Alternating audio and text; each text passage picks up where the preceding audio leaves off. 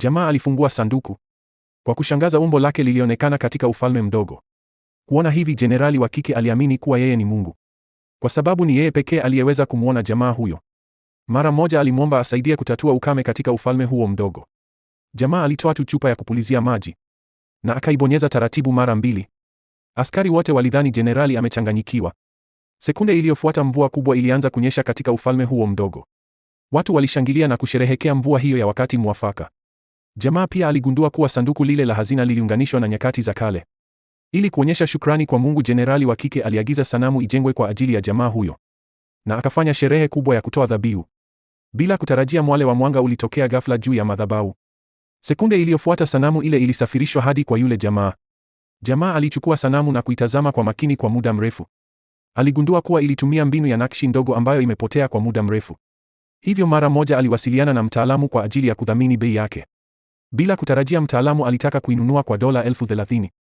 Jamaa alifurahi sana na kudhani kuwa angekuwa tajiri hivi karibuni. Lakini ghafla mlipuko wa ugonjwa ulitokea katika ufalme ule mdogo. Ndani ya siku 3 nusu ya watu mjini walikuwa wameambukizwa. Walikuwa na hofu kubwa sana. Walimwomba jenerali asali tena kwa ajili ya baraka za Mungu. Lakini hakutaka kumsumbua Mungu kila wakati. Aliwaambia askari wafikirie suluhu zingine. Wakati huo jenerali mwingine alisema kuwa hakuna miungu duniani. Mvua ya mara iliyopita ilikuwa ni bahati mbaya tu. Lakini jamaa aliyasikia maneno haya. Aliamua kumwadhibu jenerali huyu. Hivyo bila kusita aliwasha kifaa cha shoti. Kisha radi ilishuka kutoka mbinguni na kumpiga jenerali huyo na akafa papo hapo. Askari walitazama tukio hili kwa hofu. Wote walipiga magoti na kumwomba Mungu awasamehe. Jenerali wa kike pia alitumia nafasi hii kumweleza Mungu kuhusu ugonjwa ule. Jamaa alijua ulikuwa ni virusi vya kawaida tu. Hivyo alitupa kidonge ndani ya sanduku. Sekunde iliyofuata kidonge kikubwa kilitokea katika ufalme ule mdogo. Jenerali wa kike aliagiza watu wanywe maji ya mto. Muda si mrefu walipona kimuujiza. Jenerali alikuwa na furaha sana. Usiku jenerali wa kike alivua nguo ili kuoga. Msaidizi wake alimjulisha kuwa adui ameanzisha shambulio.